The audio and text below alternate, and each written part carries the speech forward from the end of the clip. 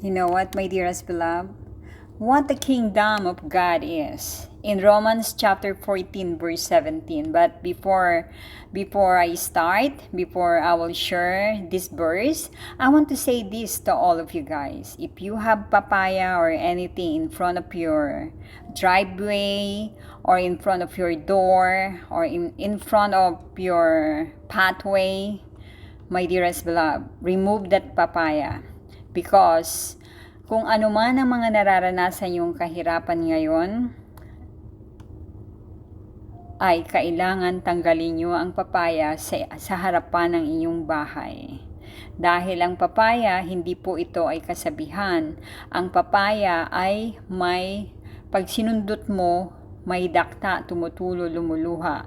Karamihan po ng may papaya sa harapan, karamihan dumadanas ng kahirapan, karamdaman, at iba pang mga hindi natin inaasahan sa buhay. Kaya tanggalin niyo po ang inyong papaya sa harapan ng inyong bahay. Anyway, hindi ko kayo tinatakot, kapatid, and this is not the superstitious, but kasabihan ng mga matatanda, pero naranasan ko.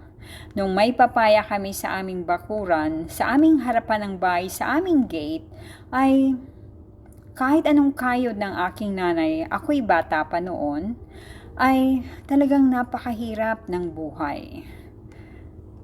Kapatid, at especially malunggay also. Don't put that in front of your house or in front of your driveway. Kasi hindi po maganda pagdating sa buhay at sa kalusugan. Sabi nila may ibig sabihin, but naganap nangyari sa aking buhay. Dahil ang malunggay tinitirhan po yan. Naranasan ko po yun. And I fight for that in the name of Jesus. Because we have malunggay in the side of my bedroom. And I heard in the night there is the giant talking in the top of our roof. And we have only malunggay there.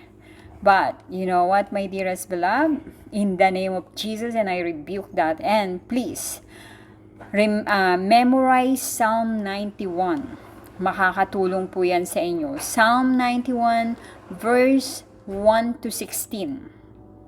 To fight the demon and everything, to help you to your life also. Psalm 91 verse 16. Memorize that verse.